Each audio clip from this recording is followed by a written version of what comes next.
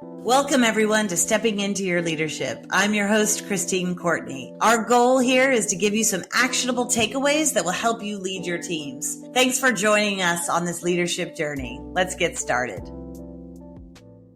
Hi, everybody. This is Christine Courtney, host of Stepping Into Your Leadership. I'm very excited today on the podcast to introduce to you one of our senior leaders, who is our Senior Director of Programming. Tom Armstrong is in the house today. Welcome, Tom. Thanks, Christine. Hi, everybody.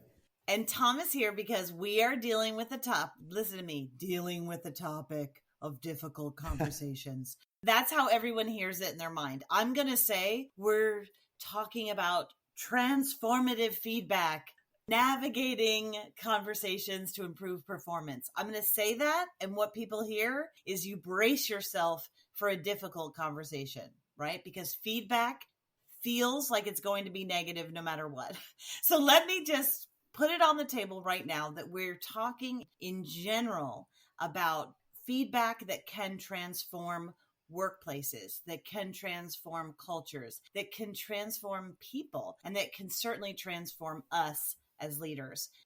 Often, those kinds of conversations feel difficult to us because of things that we've gone through, right? In our past or whatever, our fears of not being perfect, whatever it is. So today we're going to focus, because we only have so much time, we're going to talk about the idea of two of the main types of feedback. Just to go over three types of feedback. One is very important, and more important than ever is positive feedback that you give people, and that feedback is often and specific and authentic. So we're not talking about just blowing smoke. We're talking about noticing people, catching people doing something good. And this is more important than ever in a hybrid work environment or over Zoom or Teams or Google Meet. It's more important than ever to look and find positive feedback to give people. Second kind of feedback are close to, if not in the moment, feedback that are gentle little nudges of performance improvement that can happen based on your experience or something that you're noticing that you can help somebody with. And then the third type that we're going to talk about and we're going to really focus on today are those bigger conversations around performance improvement that have to happen, but be a little trickier for some reason to have, right? Because the stakes are higher. Maybe it feels harder. It's not just like, a gentle little nudge. It's like a bigger pattern you're seeing in their performance, or something that's maybe hard to describe, but you're really looking at how to improve somebody, but that maybe it's a blind spot that they see. So those are the three types. And if you are in a position where you think, I don't have any direct reports, I don't have to give negative feedback, that's not true. Because one, you're in relationship with people. And so it could be a colleague, it could be a child, it could be a husband or a wife or a spouse or a boyfriend or girlfriend, whatever. It could also just be a friend, right? It could be anybody that you're in relationship with, but those are how to navigate those conversations. And one of the things that I appreciate about somebody like Tom, who's here with us today, is he's done so many of these because of his role. He manages directly numbers of people in the double digits, he can probably tell you, and then kind of through others, probably over 100 people. And so he has to have these conversations regularly so he gets more practice. And when you get more practice, you get better at it. So I've invited him here today. If you want to go into like the theoretical points of why it's important for your company culture, why it's important for you in terms of dealing with feedback and having these difficult conversations, listen to the last podcast if you want to go in there. Today, we're going to try to focus a little bit on specifics that can help people get a little bit better at this. So first of all, Tom, welcome. Thank you. Good to be here, Christine. Good. And tell me, where are you coming from today, first of all? Because I know we're also hybrid. I know. Where am I currently? Yeah. I'm in the beautiful city called Ljubljana in Slovenia, in Europe, just connected to Italy and Croatia there. Its borders, it's in a little pocket, middle Europe. It's nice. Well, welcome to our podcast from Ljubljana. Thank you. So I'm curious as to some of your top tips in things that make it a little bit easier for you to have these difficult conversations. I'll jump in with some of mine as you give me some of yours, but I'm curious because you have to have them a lot in your role. What are some of your top tips? Yeah, thank you. So you mentioned a moment ago that there's guidance that you give to someone where you expect results like the next day. And that can be a really quick type of feedback. It's like that little nudge that you mentioned. So what's an example of that? Well, someone's showing up late to meetings, you need them to be on time. What's the reason you need them to be on time? Impacts other people in terms of their capacity to do their jobs and be effective. And you're trying to make meetings short. So communicating that to them, like, can you show up on time next time? Because we're trying to make these 20-minute meetings so that everybody can get back to work. But by being 5 minutes late, you're making it long. Everybody has to wait, whatever the reason is. So that's like a quick nudge. And they should be able to perform better on that the next session, the next time you have a meeting. Another type of nudge could be that you see something that someone's doing really well and you're just nudging them to keep doing that. But usually these things could be 10 seconds. I actually try to aim for like 10, 15-second feedback for that kind of stuff. I love it. I love that you're timing yourself. I do. Yeah. It's always a challenge to make it short and effective, not short and ineffective, but short and effective. Yeah. And what's funny is that you say that these are easy, but sometimes I have new managers that'll say to me in one of our workshops that they aren't even having those conversations. Yeah. So for instance, one of the things that I'll hear is like, oh, I have employees that in our meeting or in our one-on-one even, they're on their phones the whole time. Yeah. And I'm just angry about it. Mm-hmm. And I'm resentful about Yes. it, but they don't even know how to talk to them about it because it feels like they shouldn't have to. Yeah. Right. And so sometimes that is a very quick conversation that Yes. can be a nudge, so to Mm-hmm. speak, that maybe people are beating themselves up over or writing off people that they necessarily shouldn't. Yeah. But here's the funny thing about that. I love that example. So the reason I love this idea of impact is that I don't think as a supervisor that it's sufficient impact. You might disagree with me, but I don't think it's sufficient that the impact is that it annoys me. Or like, I can't go to someone and say, can you not look at your phone because it annoys me? I can't look at someone and say, can you not look at your phone because of whatever? I have to, before I even have that conversation with them, even if it's a 15-second conversation, I have to think to myself, what's really the impact on performance of the team? How does this impact our results negatively that this person's looking at their phone? If I can't think of it, then maybe do I really need to give the feedback? Maybe this is about me. Now, I can name reasons why I think looking at your phone impacts performance. We could brainstorm it right now, but the first thing that pops up in my head is if you're looking at your phone, I don't know that you're actually listening to me and understanding the content. I need to have some kind of cue that people are actually hearing what I'm conveying so that we can just move on with the meeting. Or others see you on the phone and they might think that they can use the phone as well. And now I'm in a meeting with everybody using their phones. That doesn't work, obviously. I'm trying to think of what the impact is. And I need to share that with them. I wanted to just jump in here for a second because it just reminds me of the episode on emotional intelligence. Because having the conversation, you guys mentioned it in the first podcast, and if people didn't listen to that, they can go back and listen, of connecting or asking the person where they are first. Because potentially like, oh, I'm on my phone because I'm taking notes. Or, like you don't know why they're on the phone. So if you start from that place of, I think, Tom, you said it, where I don't know the answer, but I'm going to get the answer from you, then we can have a better conversation. Yeah, like a place of curiosity. I love it. That was Tatiana Dominguez joining us. Hey, Tati. Tatiana is our VP of operations and also one of our producers here today. So thanks, Tatiana, for jumping in. It's so true. She's also younger than Tom and I, so she can sometimes feel the young people's perspectives a little bit easier than we can. And that is true about technology. But I will say, as the mother of a 17-year-old that's about to join some sort of workforce, even if it's part-time, I would very much appreciate all you young managers out there to feel free to tell him to get off of his phone. But also, he has heard this feedback before. So it's not going to be totally shocking. And it's important for him to hear why and also share if that's how he's taking notes or whatever. So that's the other piece of this, is that sometimes we feel like we're the only person that's had to tell this person it. But please give the feedback. Believe in them that they can exist with technology and real people is very appreciated. So yes, thank you for that note. So that's the gentle nudge, but still takes practice, right? Yeah. And I think what Tatiana brings up is important too, because while what we're going to share are like step-by-step guidance on how to do these things, it's messier than that when you're in the moment. So sometimes you'll pull from something from the coaching if this turns into an actual more than just feedback, because really what you should be is curious and finding out what the root cause is of the behavior. Yeah, I've had this conversation with people before specifically about their phones, and they've said to me, I'm sorry, it's just that my father's having surgery right now and I'm very distracted waiting for a message to see how it went. Well, that changes my attitude about it altogether. Yeah. Right? But then what I can say is, oh my God, I'm so sorry. Please let me know how he's doing.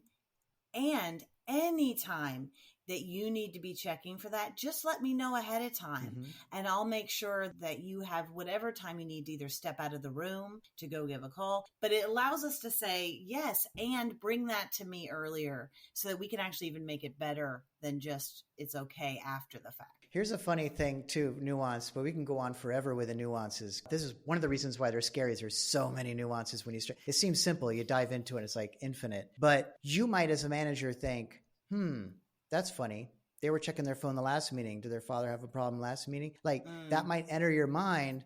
And for all you know, they're actually looking at Facebook, and this is like they're giving you another excuse, or Instagram. Sorry, Facebook is aging me. But that they're on, TikTok, whatever. So whatever social media that they're on, right? They're using social media. That's possible. My assumption has to be that they're telling the truth. And I have to operate from the assumption of that. And if I'm wrong, I'm wrong. But the main thing I need to do is change the behavior over time. So that, and if the third time we're in a meeting and they have their phone out, then I need to do a longer session. I need to actually call them in and have like a 20, 30-minute session where we're actually doing a coaching, and we'll talk about that. So with a quick feedback, again, pulling this from, ultimately I got this from Manager Tools, and like I said earlier, I recommend it, but is the ask when it comes to corrective feedback, the quick nudges, is now a good time for me to offer you some feedback so that they know you're not just telling them about a sale that's happening, the sample sale. You're actually going to give them corrective feedback, and that's what you want to talk about. So they're ready for it. And they can tell you, no, now's not a good time, right? So you ask, is now a good time for feedback? Then you state the behavior, you state the impact, and you give them a directive, the thing that you'd like to see them do differently, and then you thank them, and that's it. Is now an okay time for some feedback? Yes. Or if they say no, just lay off, choose a better time. But if they say yes, say, I see that you're using your phone. This is an important meeting. I need everybody just looking up so that we know that we're all attentive. And that's the reason, that's the impact. And then the directive, can you either take notes using a pencil or your laptop, even taking notes that way, or some way if you have to take notes. But otherwise, I just like to have people not on their phones, especially if you see them scrolling. That's the... But anyway, and then thank you. Okay. And how long is that usually? Yeah, that's a really quick one. 15 seconds, 30 seconds. It doesn't have to be long. It can be uncomfortable if it's too long. But one thing I do is I don't face off with them. I try to stand sideways. Think, how can I reduce the feeling of conflict here? Sometimes physical positioning can do that. And then I just say it and then we move on. It's not a big deal. That's a really quick feedback. Now, if they continue to be on their phone the next meeting, it's a different conversation than a nudge. And then it progresses, and we could talk about that. So short-term discomfort leading to long-term results. Yeah, and 100%. Just ripping off that Band-Aid. I love the fact that you say it's not long, because I think sometimes I have this problem, or at least I really did early on. I try to watch it now, but I want them to like me. So I talk way too much, looking for them to be happy with whatever I said, or to at least be okay with what I said. And so I keep talking until I can get that look in their eye. And that is the part where I always mess up. Like, just get in and get out, because it's uncomfortable maybe for them, but just rip off that Band-Aid and get out and let them learn themselves. I love that feedback, Tom. Yeah, so we won't dwell too much on that. If people want more, they can go check out the Trinity at Manager Tools. We don't receive any pay from them for saying that. It is a good site. But let's dive into some stuff that has nothing to do with them and talk about if that's not working, let's dive into, what do you say we dive into the difficult conversation phase? Because that's now where we're headed. I love it. Even with this. What are your top tips for those more difficult conversations? Now, context matters too. This is like a difficult conversation that we're about to have. This model can be used even with your peers, with your boss. Like, it's kind of 360 that you can use this model. I've used it actually with my mother-in-law. Like when I've had a conversation with her, I actually use the wheel, the pre-work before talking. and it set me up for success. So let's talk about that pre-work. So there's like 10 questions to ask yourself. I didn't make these up. Actually, Erica Petrelli at Leadership Program showed me these when I first started, and I found it incredibly helpful. So this is the pre-work. Number one, you ask yourself, why do I need to have this conversation? You have to be able to articulate that. Number two, what are my assumptions? That's really important to ask yourself, like, what assumptions do I have about this? Number three, what have I contributed? How have I contributed to this problem? 4, what outcome do I want from this conversation? What are my goals? 5, when am I going to have this conversation and where? Like, where and when is the best to have this conversation? 6, how might they react and how will I respond based on their reaction? Like, thinking about that ahead of time is good. Like, to have some kind of plan based on possible responses. What do I need to watch out for in myself is number 7. Number 8, whose input do I need? So can I seek someone else's input? I always do this. I go to someone else and I say, hey, I'm having this problem. What do you think? How should I handle it? Number 9, how would I want to be treated? And number 10, if this doesn't work, what's next? So I answer those questions before I have the session with them, and it really sets me up much more for success. So like your preparation, you're not having this with them. You're doing this as I like don't do that in a preparing. moment. Yeah, Right. exactly. Like at least the day before I've done this. Usually these meetings are scheduled. You know, I don't just spontaneously have one of these. I say, hey, let's talk tomorrow. What's it about? I just want to, sort of go over some of the protocols or whatever it is. But yeah, I'll schedule it so that we're all ready for it. If you want those, we have them in the liner notes. Tatiana will put them there. It's a difficult conversations wheel that we use for preparation. If you want that, to download that, check out the liner notes. Thanks for adding that, Tom. Tom, just because I have to, one of the people that was my mentor in having difficult conversations was my mom. She was fantastic at it. Wow. First of all, from a sad note, I remember one of probably the most difficult conversation that anyone ever had to have in my life was with my mom when she told me that my parents were getting divorced, right, when I was 11 years old or whatever. So I remember that conversation. And I also know now as an adult how much time and preparation she must have put into that conversation before she had it with me, right? I will say that she was also very high up in leadership at a big multi-million-dollar corporation. And one of the things that she always taught me when I was coming up and struggling with how to have a difficult conversation is she told me 3 things. And my mother's great at coming up with things in threes because, it's very easy to remember. One thing she said, first tip, Christine, no matter what, you stay grounded. You go into that conversation grounded, you're breathing, you're mindful, Yeah. right? Number 2, you say what you need to say in the first sentence. Yes. So that you are not beating around the bush and they are sitting there going, why is she calling me in here? They're waiting for the guillotine to drop, right? You say it in the first sentence and you have that sentence rehearsed. And 3, it's no more than 20 minutes at the maximum. And you watch that clock to know if you are rambling on and off, because no matter what the conversation is, it should be able to be had in either 20 seconds, like you said, Tom, or 20 minutes at the most. After that, that conversation becomes either about me, the person speaking, and it shouldn't be. It should be about them and me feeling good about this conversation ending. Or 2, if it's going longer than 20 minutes, they're spinning and you're not getting anywhere. So she said to me, if that's happening after 20 minutes, you find a way to say, listen, I know this is a lot to take in right now. Why don't we take some time and think about it, sleep on it, and come back and talk about it tomorrow if you want. My calendar's open tomorrow. Reach out to me if you want to talk more about this tomorrow after we've had some space around it. That has always worked for me. So I always think about my mom's rules. Mama's rules. Christine's mom's rules. They work. So anyway, I love that your first tip, conversation wheel of preparation, because preparation is absolutely important. What's another one? So that's the pre-work. I love what you described, Christine, and you've told me that before, and I use it all the time. The last thing you want to do in one of these, there's different kinds of difficult conversations. There's every variety, but I think what we're focusing on more with this session is like, how do I have a difficult conversation with someone that I manage, right? And that's what you're describing, as opposed to a difficult conversation with a peer or a colleague, where that might be something we just need to be more free form. Yeah. Once you have the conversation, you still do this pre-work, but then you can just start the conversation with them. But there isn't a power differential. But if I'm going to sit down with a direct report, yeah, it's a big mistake. There's two big mistakes that people make. One is they avoid jumping right in because they think they need to ask about how are they doing this summer, what's going on in their lives. And that's just really confusing for the person. They're like, I know I'm not here to talk about this. So it's just making them feel more and more anxiety. And the other is once you say it and you see the look on their face of whatever they're feeling, that you say, I'm sorry, you apologize, because there's no reason to apologize. You're giving them a gift. You're actually gifting them, like you did for me, those years ago. You didn't say, I'm sorry to tell you this. Like, you told me. So I think it's important to avoid the feeling of wanting to apologize, avoiding that. Do not say you're sorry, and definitely jump straight to it. So if we're talking about a difficult conversation, as in, I've given you some like nudges and those nudges aren't working. And now it's a deeper thing, which might be that you're not responding to my feedback. Like if the feedback is not impacting your performance, you're repeating to do the same thing.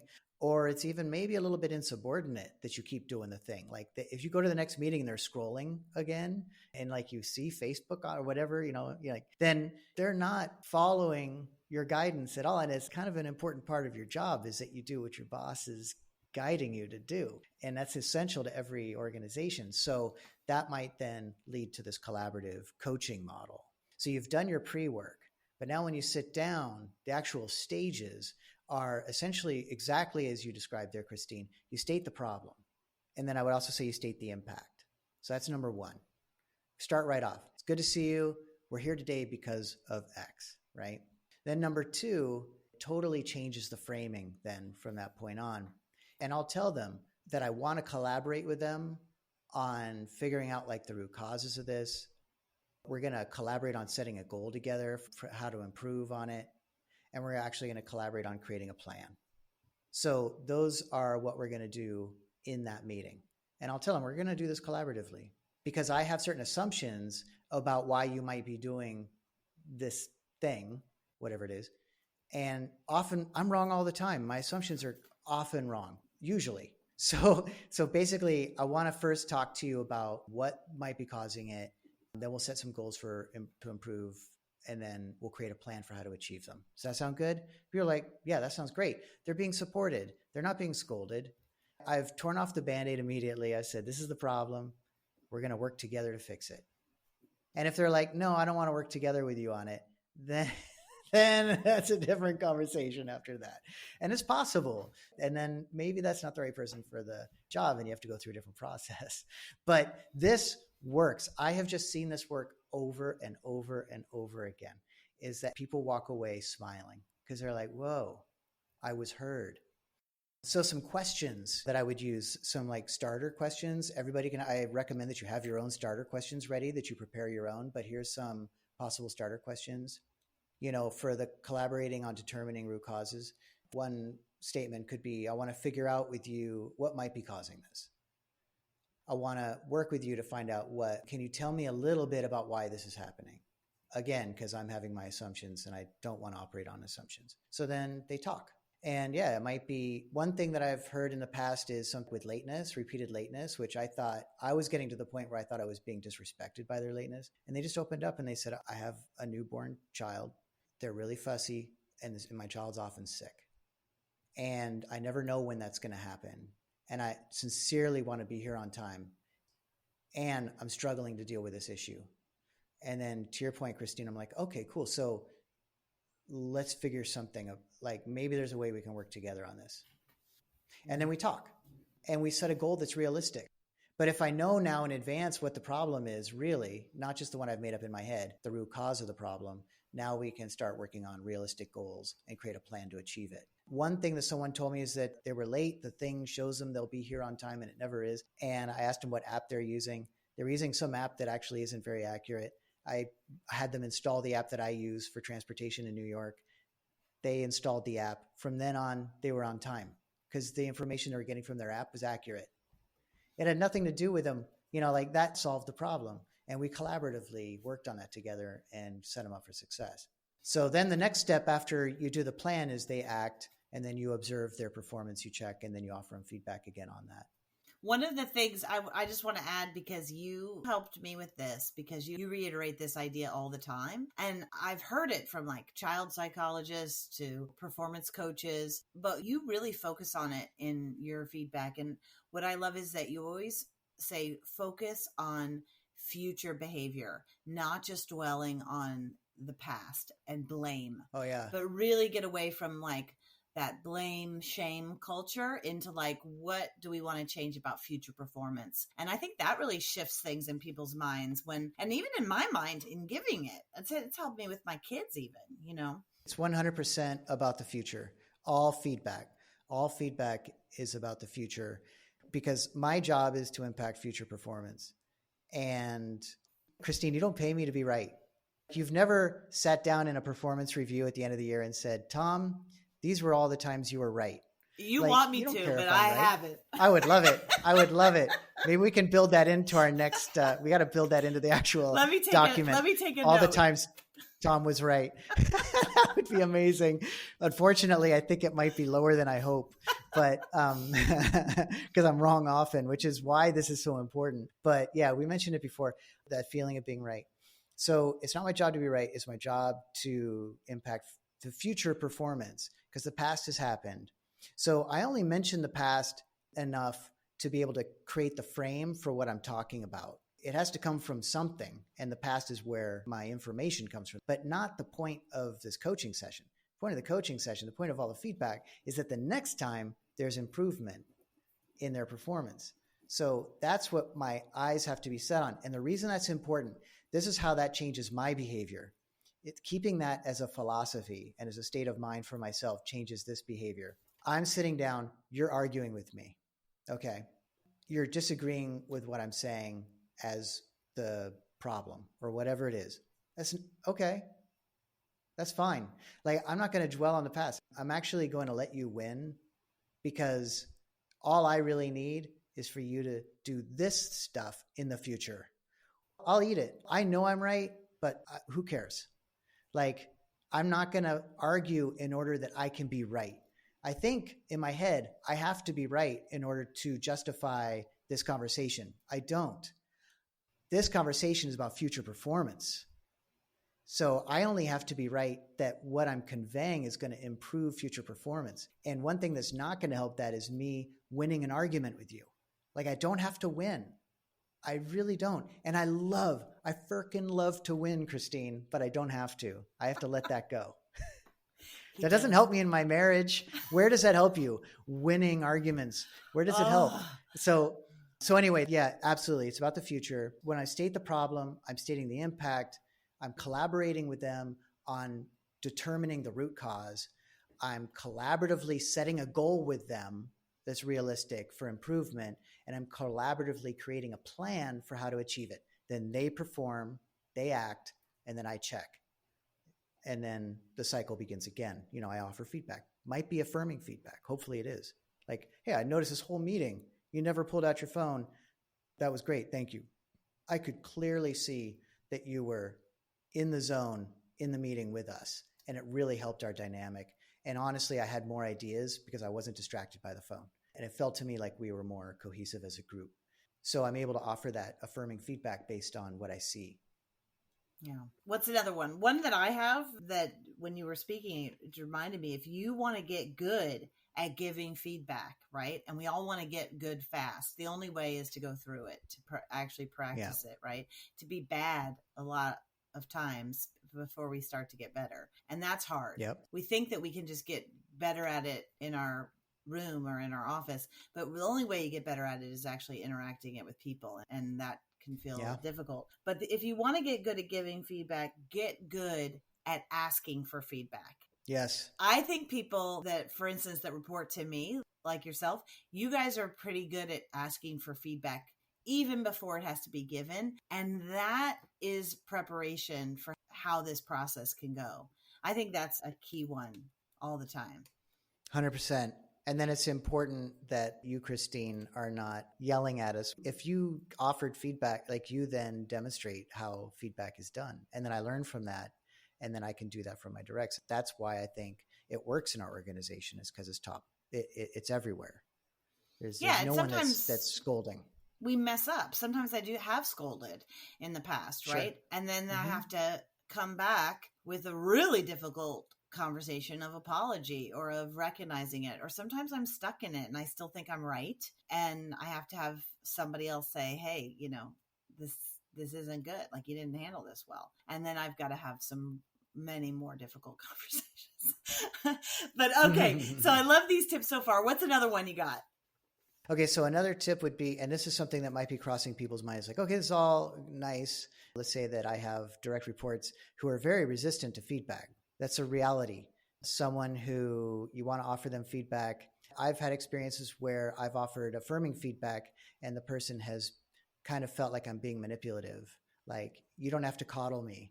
And I explain, they literally said, like, I see why you're doing that. I don't need that. And I'll tell them, like, the reason I give you affirming feedback is not to make you feel good. I would give you affirming feedback if it didn't feel good. I'm giving you affirming feedback because I want to let you know the things that you're doing that are exactly right so that you keep doing them. That's the only reason. I'm really happy so harsh. that I'm glad it makes you happy. Well, I'm harsh because it's ridiculous, right? Everybody wants, who doesn't want the positive feedback? So it sounds harsh, but there's nobody that doesn't want it. There's people that are suspicious about my motivations. And I want to be clear. My motivation is actually not to coddle you or to manipulate you. My motivation is that you have clarity. That's it. And the great news about it is that for most people, they go like, oh, that's cool. I'm seen. I'm valued. What I do matters. I love but this. that's actually not the core reason why I do it. I do it to get results. We're so selfish. We're so different, Tom. I love it.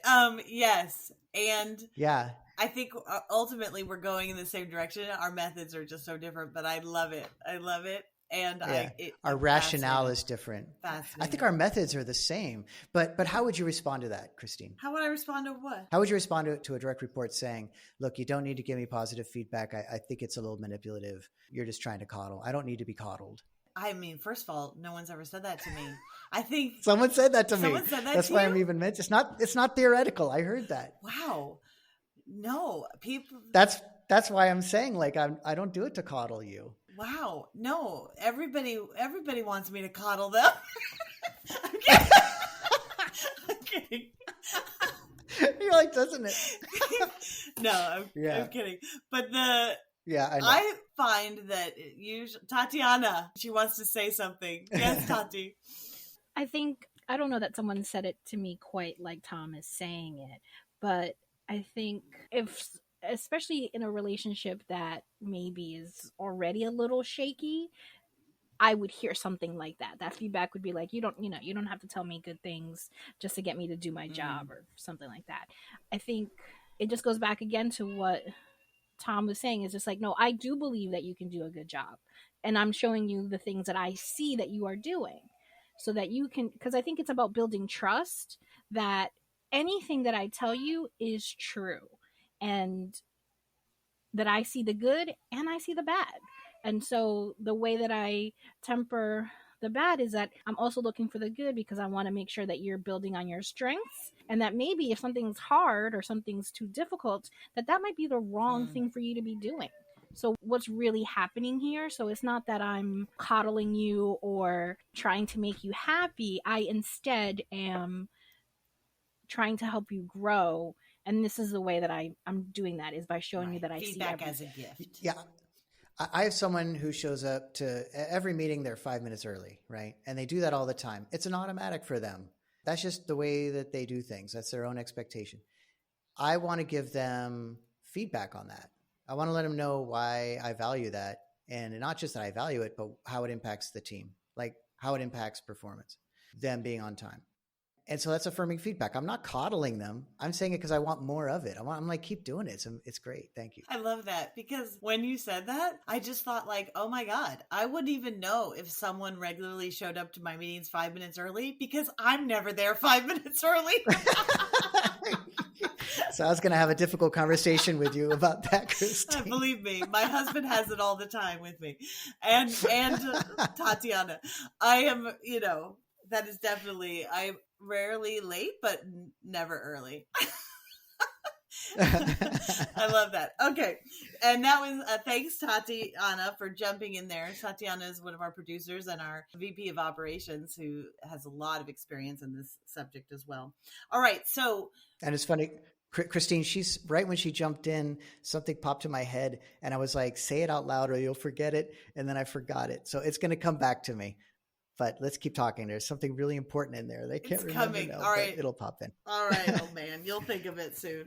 I think I'm just going to jump in with, before we forget, some of the mistakes, like some of the things that you can say are wrong that people have taught me before. So some of the things that I've made mistakes on, embarrassingly, but I think others do this too. One is I've said to somebody when giving them very difficult conversations, maybe even a termination, like firing them, I have made the mistake of saying to them, this is really hard for me. Who cares if it's hard for you? Right? But I have actually said that and really somehow made it that people have to take care of me now, right? In firing. It's the that's worst. Amazing. I've said that to but it's people. A human impulse. To say, it's a this human is really impulse. hard for That's me. amazing. I've also said to people on the opposite end of the spectrum, it's not personal. Like if I feel them getting very emotional or them combating this in some way, instead of listening to them and just keeping my mouth shut, I've said those terrible words of it's not personal. And the reality is everything feels personal, especially a difficult conversation. Another thing I said early on, and my HR gurus that I worked with early on helped me learn the mistake of this term. I've told somebody that they had a bad attitude, and there is almost nothing more enraging and debatable than attitude, right?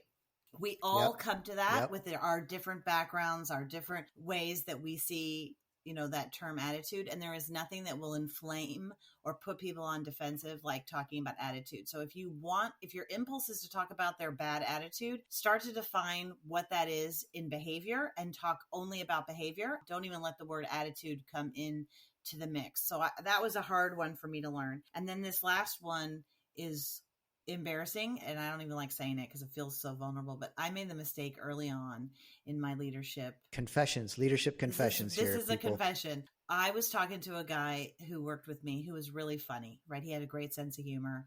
I like to joke around. He liked to joke around. We were joking around in the office, and happened to be that my stepdad was at the office that day working on, he's a handyman. So he was helping, he was also a salesman, but in his later years, he was a handyman. So he was like fixing something, like fixing a blind in our office or whatever, right? He was helping fix stuff around our office. He overheard this conversation. And in this conversation, I was joking with the guy, the employee that worked for me. And I said something to the effect of like, you're fired, or I would fire you, or something like that. Joking. He was laughing, joked around. And then, my stepdad pops his head in after the guy leaves and he goes, you can never say that.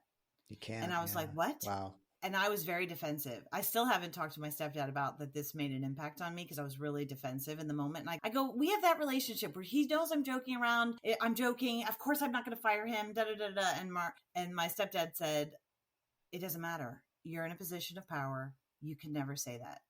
Because you don't know how those words land later. Of course, they're going to laugh, but you can never say those words in joking. And I still pretended like I didn't care what he said or that it made any difference to me. But I slept on those words. It affected me greatly. I still think about it. I'm like embarrassed about it. And I think about it all the time. And I think about it and I listen for it in my company. And if I hear people joking around who have any position to actually fire someone, you can't joke about it. You can't say it. Yeah. I think what's important about you sharing that is... This happened to me. This happened to me, Tatiana. It. This happened to me. The last time you spoke, I had the idea and then it went away. Oh my God. Yeah. It's like the Men in Black thing. I hope we keep that. All right. Forget it. Don't edit that out. That was beautiful, Tati. Jump in whenever. One other thing, Christine, that I think is super important, and unfortunately, I don't have the study in front of me, so maybe we could find it and put it in the notes later. There's some science behind this statement that says that when offering feedback, the same feedback to one group, and then you have a control group. There's a control group that's just getting feedback, same line of feedback as everybody else in this control group. And then another group where the person offering the feedback starts out by saying, I'm giving you this feedback because I believe in you. That the group that got the I'm giving you this feedback because I believe in you statement, that's all. It was just the same statement to everybody. Their results were much higher in terms of the actual change in performance and the response to the feedback than the first group. Yeah. Now, the cool thing and how this connects to what we were talking about before is that so we have to find that study, put it in the notes. But one thing that we were talking about before is that that's pretty convenient because I sincerely, as I said before, I sincerely believe in everybody all of my direct reports. I believe in every one of them. And if someone gets on my last nerve, I still really believe in their performance. So I'm being authentic when I tell them, like, you're receiving this information because we believe in you. If we didn't believe in you, we wouldn't give you feedback, Yeah. And so that's a really key point to bring up, you can bring it up in these smaller nudges, but it's really essential to mention that during the collaborative coaching model or anytime when you're sitting down to give a direct report guidance for a larger picture thing. That's great. Larger picture thing could be repeatedly showing up late or whatever, whatever it is. Yeah.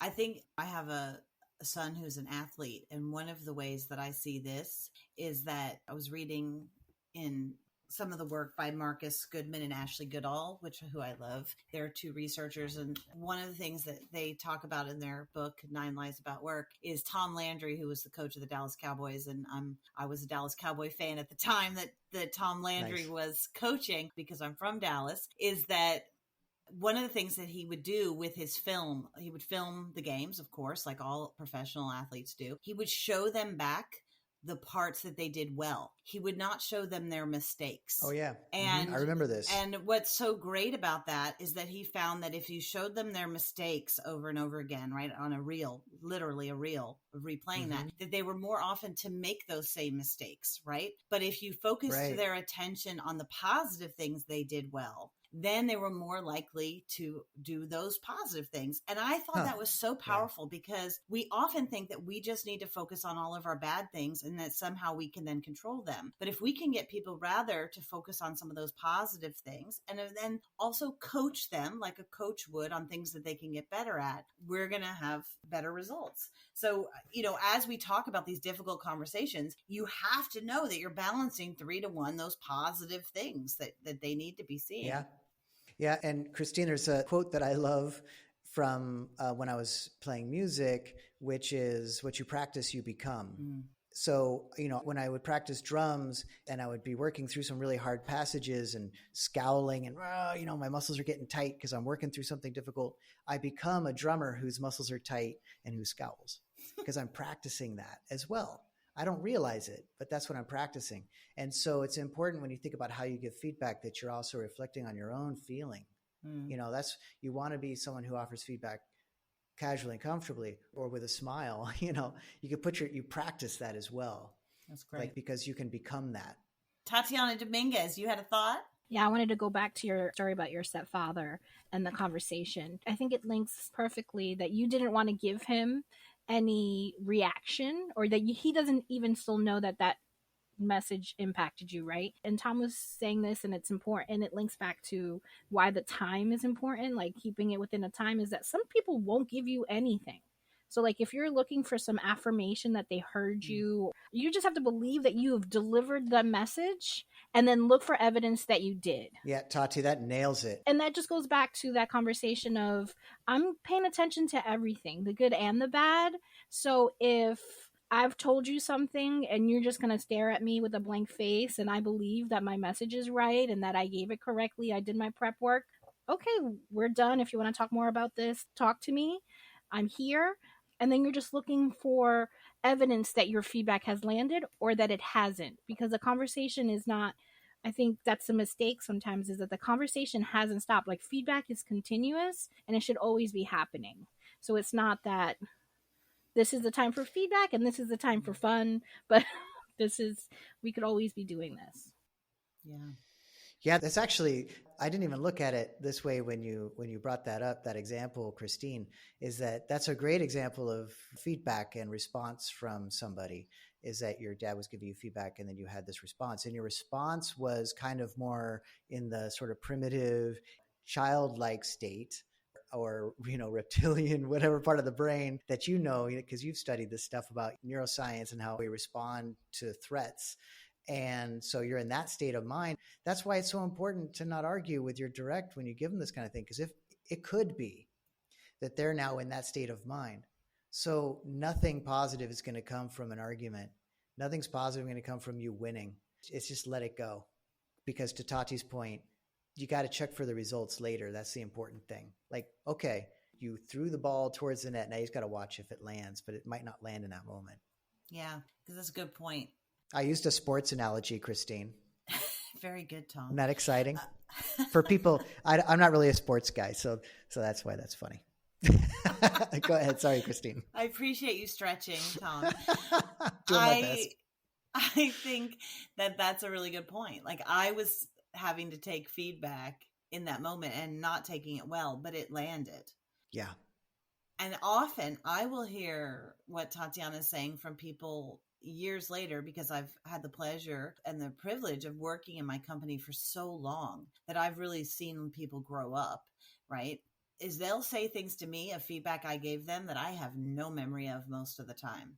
And they'll say how it impacted them, similar to my story that I just shared about my stepdad, whereas I felt like I didn't land with them at all. But to them, it was like a really important moment. And I love getting that feedback because it's really good for me to remember that when I don't want to have a difficult conversation now. I have to trick my brain. I have to come up with tricks of how can I make sure I have this conversation, because that's still in my 50s, I still want to avoid difficult conversations for lots of fears. Absolutely. Right?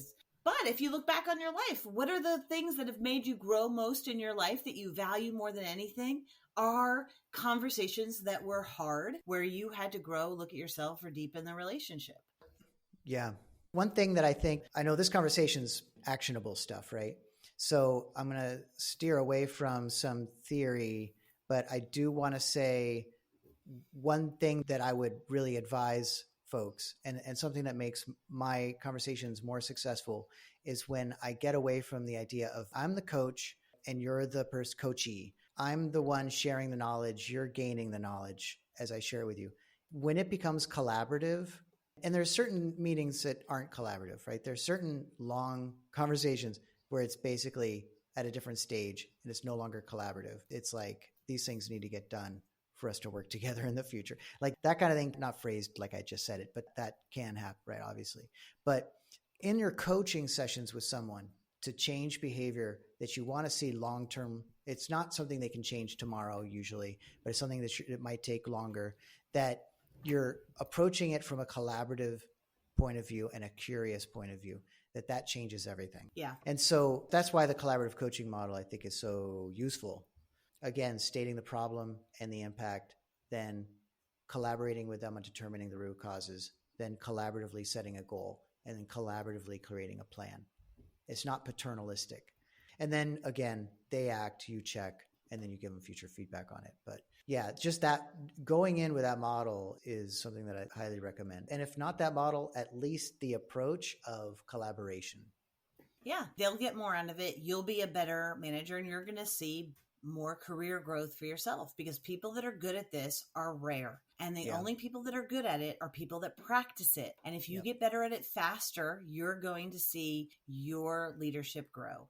And if you can trust that it might not be easy, but it will bear fruit later on, maybe you can also trick your mind into doing it more often, right? You sleep better. Short-term discomfort for long-term results. That's what, it works.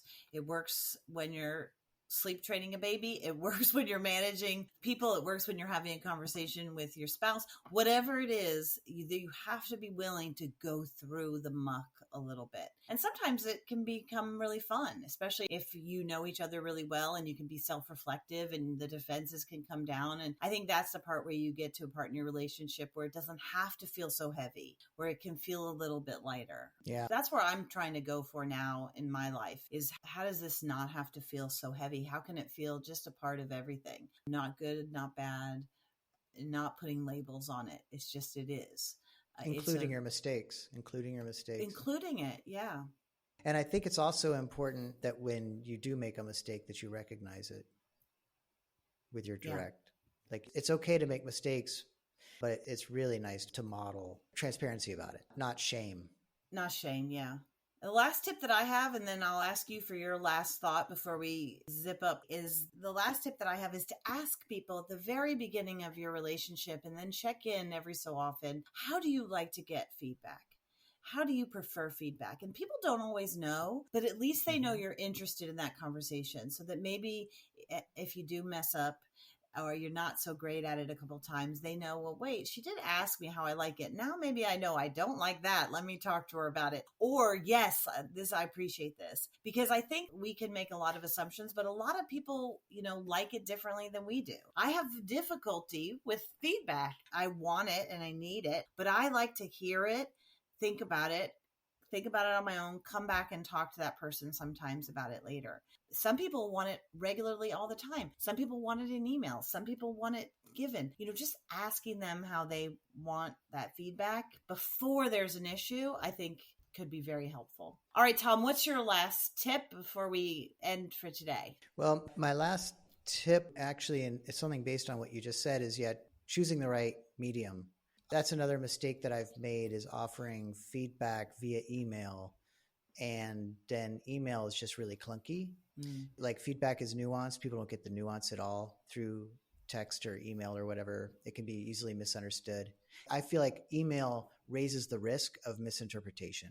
And the one thing I'm trying to do with all these steps is lowering my risk of conflict. Email increases the risk of conflict and misunderstanding of what the message is. And you have no idea how they took it because you can't see their face. There's no way to gauge it.